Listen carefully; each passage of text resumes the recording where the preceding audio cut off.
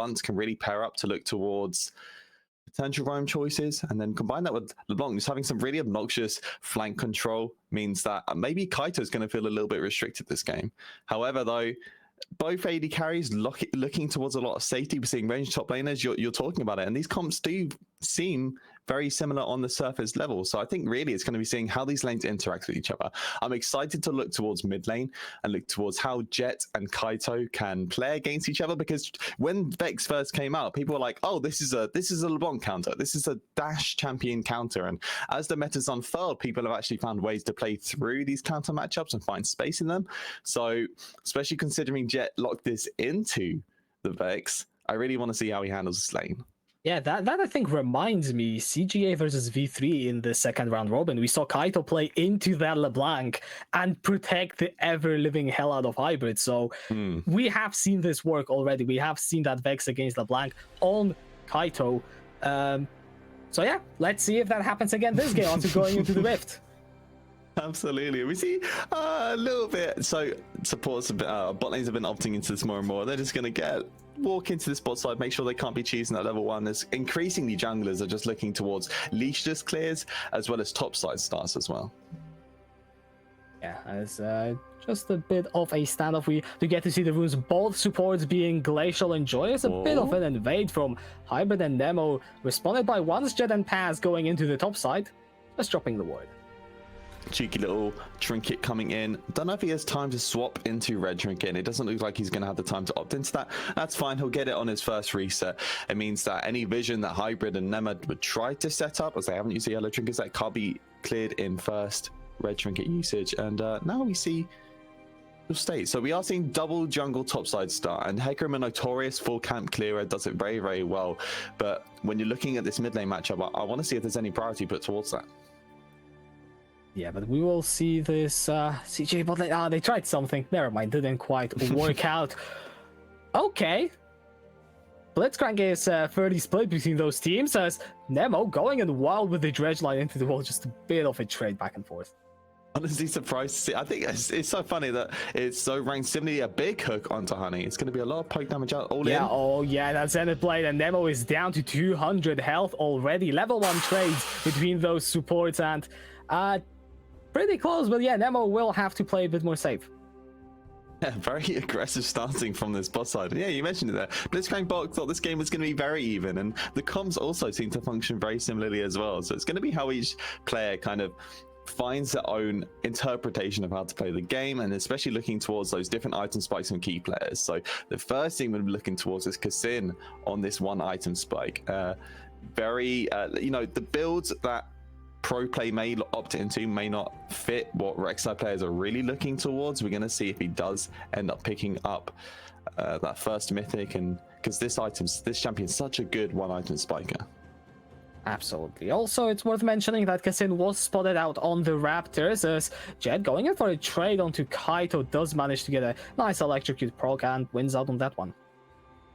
Very small trades coming in mid lane.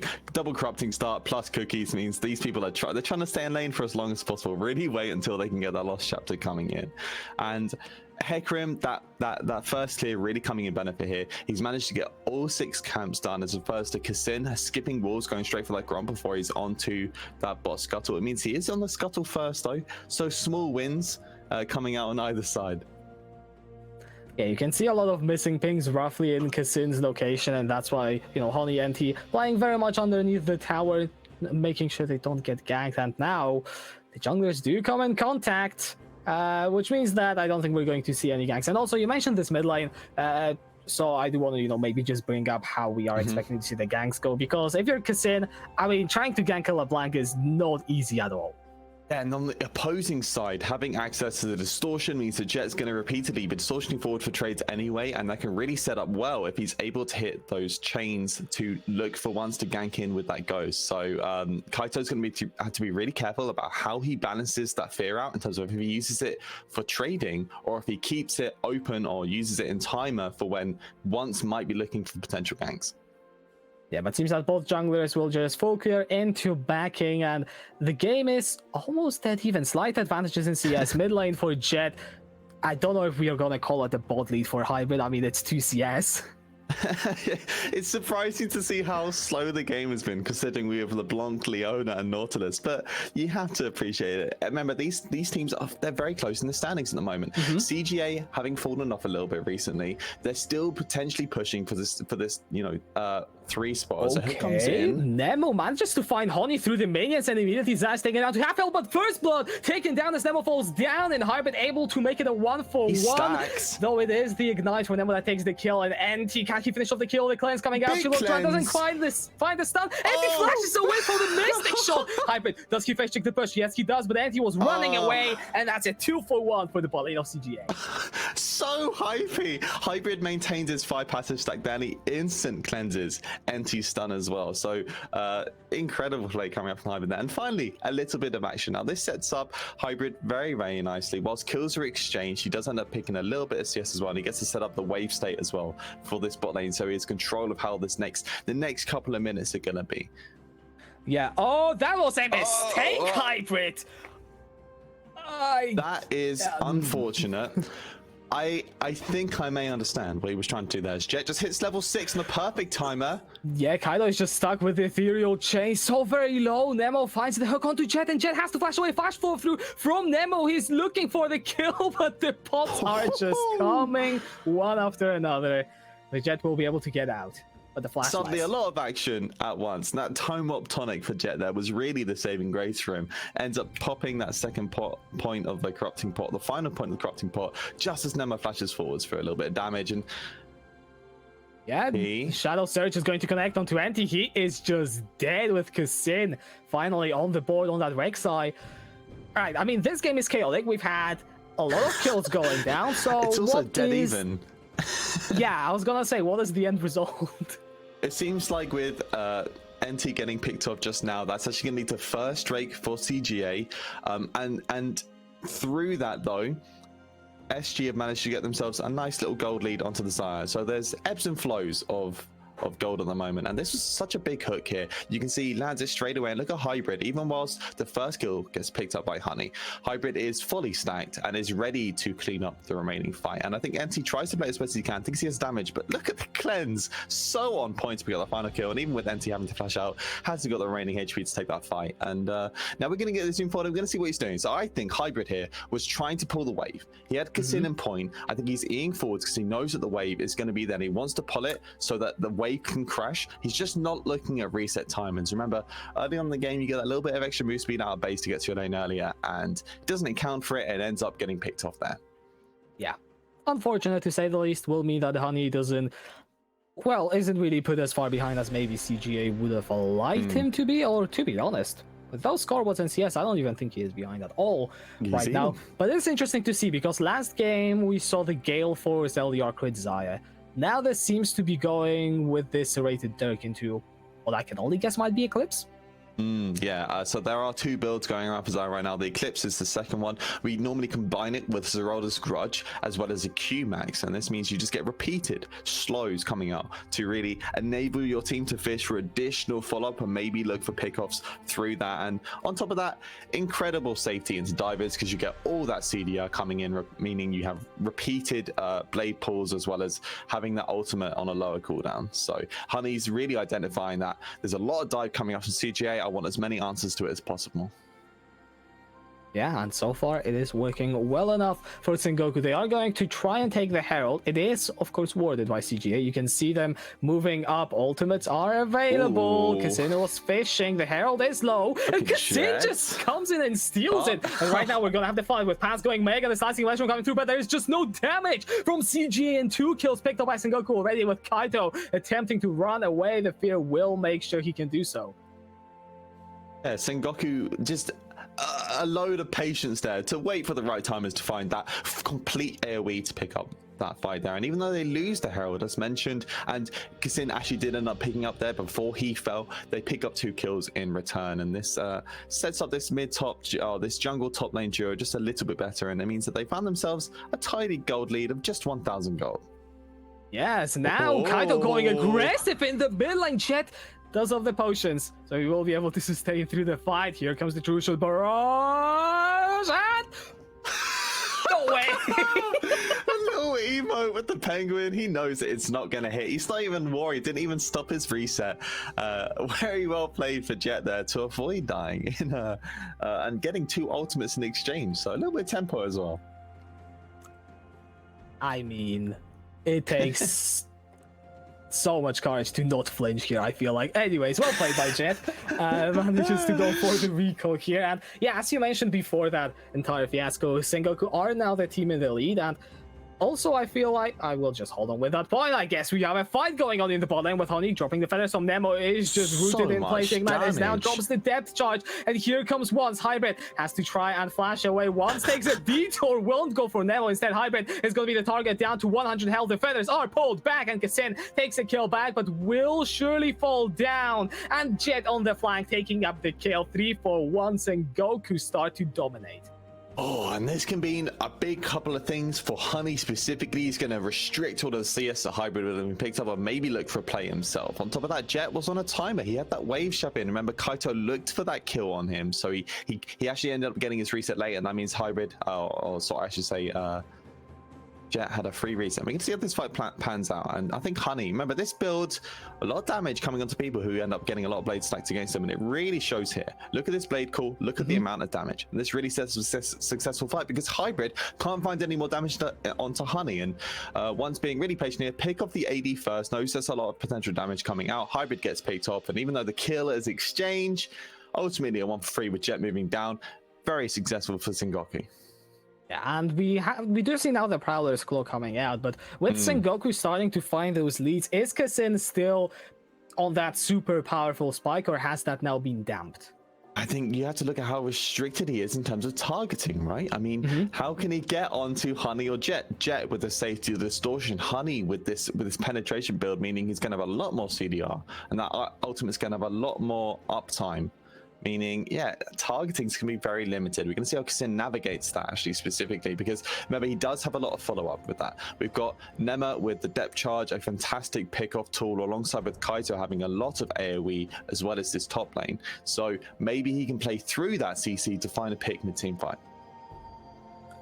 Hopefully we'll have to see us. Well, talking about top lane, finally, some action going on there? No, not really. They're just both going to be farming as Kasin getting siege in his own jungle. That is a very dangerous position to be in. Once now going over, and there's the tunnel.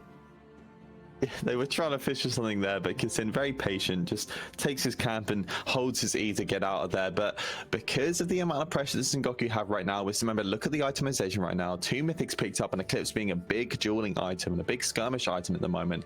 CJ have to respect that, and they end up giving out this Drake, which means that first Infernal goes to CGA, second for Sengoku, and we're going to see what the soul is going to be. And it's a Hex tag, I think, right? Oh, very nice. I saw the logo for a split second. Yep, there it is. Brilliant. Jace is going to be blessing us in the Summoner's Rift today, and honestly, I'm looking at the champions that can benefit from this, and especially with the hybrid build coming out from Honey, and I mean, Ezreal loves this Hex Tech soul as well. I mean, it's the best soul in the game at the moment, I think, statistically. So both teams would love to pick it up if they can. A very big win con for both sides. We're going to see who gets to look towards it in mid game. Now, Mythics, very close for both sides. I'm seeing a specific item from Jet, which is that Ruby Crystal, which means I think we're going to be seeing an Everfrost onto this LeBlanc, as Once is just dancing a little bit aggressively, but nothing really going to result from that. Yeah, I mean, wasting some time for Kaito here, but he will just stay for maybe a wave or two. Can't recall right now, obviously. And yeah, I feel like with the dragon, something to mention is that not only is it the strongest soul, I feel like it's the strongest individual dragon. So whichever team gets to stack those is immediately an advantage.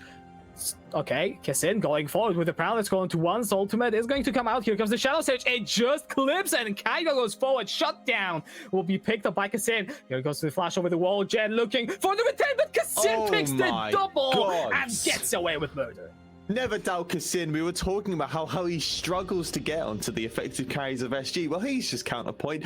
Oh, let's just kill the jungler instead. Let's kill the guy who spilled the tank item, and it works out oh so well here. And you can see really the importance of when you're building for damage like this is to get on the fight first. You see the Prowler's Claw comes in, you get that bonus damage, the knock up, and this really shows the strength of Rek'Sai in these 1v1s. When you combine that with Kaito being really on the ball to follow up, right? The Shadow Surge comes out almost immediately to make sure that Kassin can follow up with the ultimate. The execution comes in, very well played, and Kassin with a little bit of style for the outplay in the 2v2. I mean, playing at the edge of the limits of his champion. Yeah, absolutely. 4-2-0. He's got that serrated Dirk on top of the Prowler's Claw. I think CGA have just found themselves their carry. No, I mean, he's been doing so well for, it seems like by and large, CJ's winning portions of their games has been through Kassin. We talked about last season how he was a little bit reckless in some of his aggressive play, purely because his lane was not really up to scuff to match what he was performing. Well, it seems like, especially Kaito as well, developing throughout the split, has really enabled Kassin to play on these more aggressive style junglers and perform very, very well. And it's been a highlight to watch when you're watching this team. Yeah, the plate's coming down. It's fairly close. The lead of, what is it, 1, but actually quite a lot of gold. So I assume some plates were picked up for Sengoku here. And the gold is dead even again.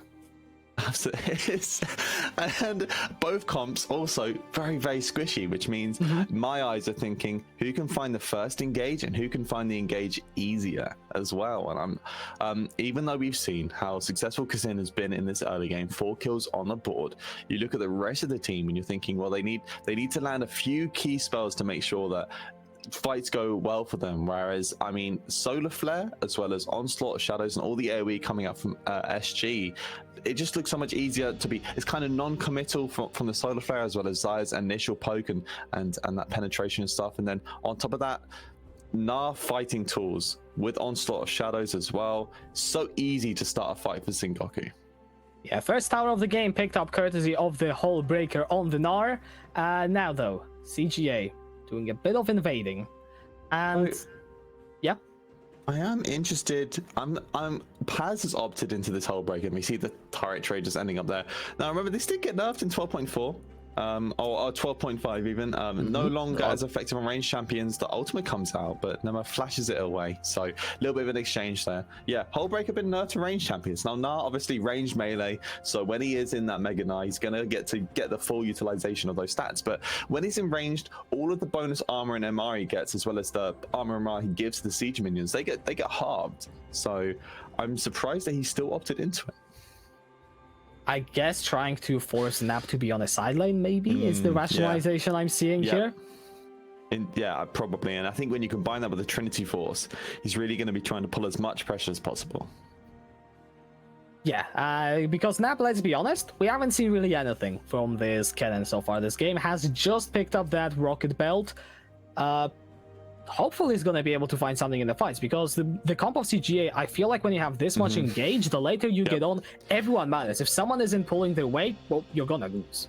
Yeah, I think 40 minutes is really the timer for Nap to start engaging with the map, because you get access to the Unleashed Teleport, and then suddenly flank options become a choice. And CGA, they're starting for a fight now. We see the 5v5 begin. There's a Herald in the mid lane.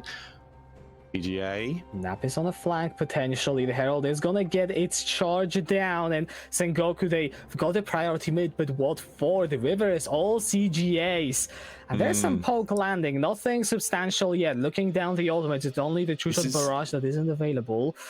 Has almost this is the benefit of the Ezreal. Oh, here comes the Solar Flare hybrid, and Nemo caught out on the side. Nemo will be taken down eventually. There we go. Pass finds the kill. Jet over the wall will be jumped on by Kassin, who goes in with that forward rush. Can't he find the assassination? The answer is no. Pass with the crowd control, and Nap in the middle of the fight with slicing matchup. He's just looking lost in this team fight, and Holy will take him down with the flash and the blade call.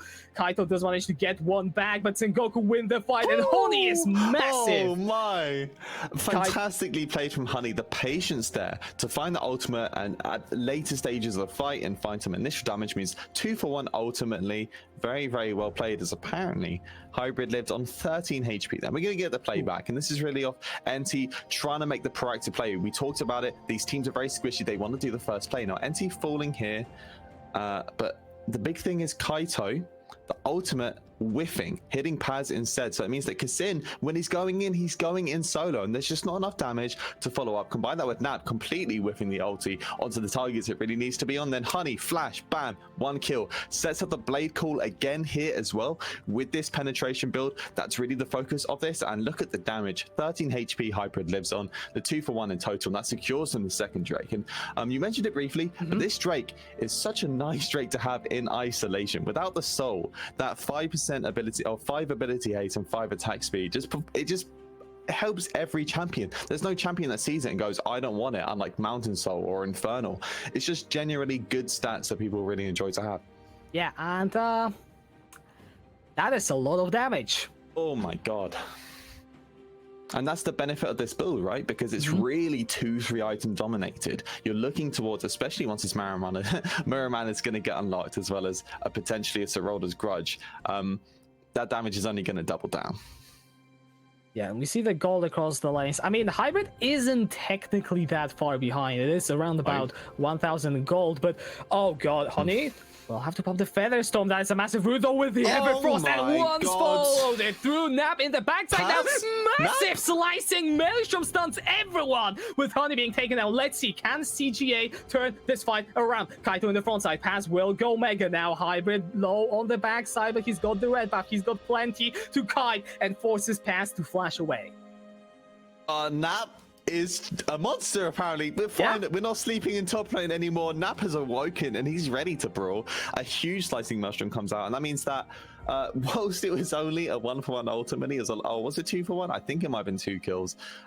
They get a lot of space, and they also pick up that shutdown onto Honey, which is the big thing here. And I think I mean, Honey just knows that he has this ultimate to deal with the initial engage, and this is something we talked about when the Kennen came in draft. We're like, well, there's the follow-up once that comes in, and that depth charge is really the deal breaker here. He gets it off, and then Nap with a beautiful slicing maelstrom, 4-man to pick off, get the shutdown, as well as play the rest of this fight, because Paz is the only one with effective HP. And even though it was ultimately just a 1-for-1, CGA burnt a lot of things off of Sengoku, and that's going to really set them up for the next 5 minutes of the game, because look at that. Honey, no flash available. Paz, no flash available. Jet, no flash available. For sure, and we've got 2 items now on the Hybrid, 2 on Kaito as well, opting in for that Shadow Flame. And you mentioned how squishy the targets are on Sengoku, so that is gonna deal a lot of damage to the likes of Jet and Honey. Indeed. 2 items across the board, it seems. Actually, we're seeing that Edge of Night going to be really important for Kassin to continue to fish out these knockups, and on top of that, Mirror Mana for both ADs, as well as the Shadow Flame coming up for Kaito. So hopefully, if he's on point with these follow-ups from the Shadow Shadow Surge, that's what it's called, right?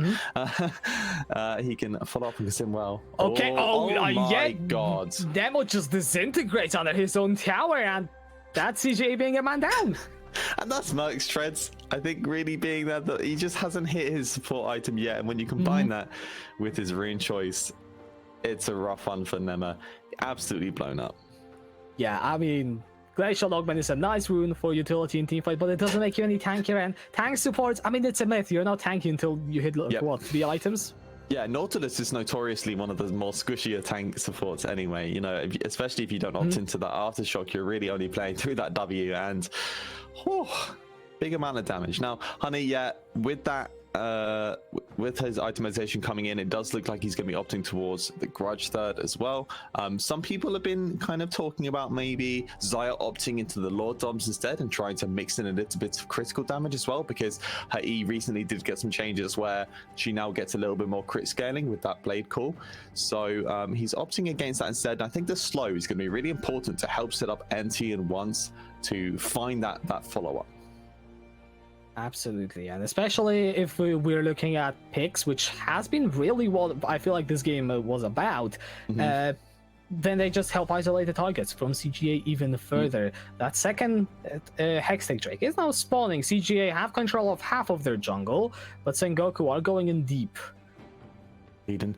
See, SG finally taking a little bit of control of the vision. Every objective we've had thus far, CJ have been on it first and seem to have taken large control of the vision. But as we see here now, SG gets some aggressive vision as well as calling out for potentially Nap looking for that flank. On top of that, they have the wave prior in mid lane as well, so they're setting things up for their success. It's going to be how Paz and Jet can navigate this fight now. Look at Jet on this flank as CJ. If CJ can't find the first engage, Jet's gonna find a lot of damage. Yeah, CJ know where Jet is. Jet goes over the wall. The dragon has been secured by Sengoku, and now we have the fight. Solarflare going wide. Nemo in the front side. Nap going blast, going over the wall straight for Hani, who will flash away and get out away from that cannon. Kaito in the front side now. And Pass with the Megador. He will eviscerate CGA, and that is the fight done. Hybrid buying some time. Jet hops over the wall, but it's to no avail for Hybrid, and CGA, they get aced. A clean ace as well, and all off the back of some mixed engage coming out from CGA, the successful positioning of Sengoku Gaming, as well as Paz finding that fantastic ultimate at the end there. Very well played. That's a dragon with that clean ace as well. They're going to look towards this Baron as well, and if they get this, we're going to be looking at the economy Baron, because there's 3 tier 2s remaining. There's a lot of standing gold still up. Can they unlock all of this? And then as well, do they have the timers? With this kind of comp, I think with the penetration build desire, there's a lot of sieging options there to maybe look towards an inhibitor. Absolutely, but we are going to take a look at this fight, and I mean, it just feels like CGA don't know what to do in this situation. And I think they know that they need to engage because they don't see Jet on the map, but it's too late for them. And Jet does a fantastic job of pulling the pressure from Nap and Kaito, and you can see that it really splits them up. So Sengoku get to handle the engage choices, specifically Honey. You see handling the engage choices really well. They use their HP pools very, very well, and Paz playing super patient, gets the Mega, and this is really the highlight, right? Even through the buffer from Hybrid, he gets the 4-man ultimate to really clean up the remaining members of CJ, who are all very low and playing very slowly, and ends up with that clean ace. Yes, we come out of the pause into Kessin versus Paz, but Paz, I mean, let's give him a bit of a shout out, right? 5-0 and 6. He's been putting a hell of a performance in this game. Yeah, we weren't really talking about him as one of the highlight players, but I think that's the thing with the Gnar. It's the ever-prevalent Gnar in the LJL. We actually saw it in the previous game as well. Small inklings of success in the early game can really snowball into successful, because you have successful teamfight choices, you have individual damage, as well as some strong laning presence, and Paz has utilized all of those really, really well to snowball his way into a very, very strong champion. I think you have to give credit to the rest of the draft as well in pairing really up well with that Gnar. It really forces CJ to play forward, and that plays so well into the Onslaught of Shadows and the Mega Gnar ultimate to find the good fight. Absolutely, and the economy is booming for Sengoku. 2 out of the 3 tier 2 turrets taken down. The gold lead is sitting at, quick maths, 7,000. There we go. That's the tweet, by the way. It's almost exactly 7k as well. And with this gold lead, they unlock this final. They unlock the 2 tier 2s, but the bigger thing is they're also soul point as well, and it is our favorite soul. It's the Hextech soul, and not only does it, oh my god, NT is very aggressively dashing forward. Kratos Claw comes out. Yeah, Once and Honey are not that far behind, and NT tanky enough to manage. He's comfortable to just use Jace's technology to dash forward onto the map there, and this is really to set up that vision for the next Drake spawning up. So they still have Baron on board. They might still look towards this bot lane tier 2, but I think by and large they're going to look to get the mid wave in, get the bot wave in, and set up vision for the next dragon coming up in just over a minute. Yeah, and whenever we have a game that has been even for such a long time, and now it is purely in favor of Sengoku, I always try to wonder, how did we even get there? And I feel like a big part of the answer is just the teamfight control from Sengoku. Absolutely, and I think it's really a mix of adaptation and build. So the fact that the Xayah can opt into a penetration build, definitely benefiting her, because we've seen how powerful and how much damage she's been able to pull out, because everybody's walking into the Xayah, so you get that complete control of the blade recall. And then on top of that, yeah, as you mentioned, they have a lot of general team fight control and some disruption as well, which can really limit CJ in terms of finding their unified engage choices. Yeah, and Honey's got flash, Jet's got flash, so if CGA want to look for a pick before this fight, well, that's gonna be difficult to say the least, as Kassin's Edge of Night will be popped. The Dragon up in 20, Sengoku pushing up mid, Nemo taken down to 2/3 of health just like that. Yeah, and they're going to play very aggressively here because they still do want to get a pick off if they can. They want to knock down one member or at least get effective HP off the board so that they can walk down to this Drake and know they aren't contested. The Shadow Surge. Honey will pop the first on. Kaito is dead! And Jet on the side will blow up Nemo. CGA down to like that. Not going in with a Feather Storm, but it is the last hopeless call for CGA. Triple kill picked up by Honey, and Paz and Once will dive hybrid in the base. That's the ace, and it should be Sengoku looking for the game. And I think Kaito just misplayed it just a little bit there. Stopwatch is in inventory, and that was the big thing that could have really helped that engage. On top of that is playing around the AoE, right? This penetration build so good at finding really huge AoE points, and he finds it effectively. Then Honey does such a good job limiting the engage. They find the follow-up, and Paz and Ones disrupt it, and they find not only the clean ace, but they're actually just ending the game now. Yep, it will be Sengoku taking the win against CGA 2-1 in the head-to-head, and the gap is now 3 points. Sengoku making a strong case for the top 3. They still want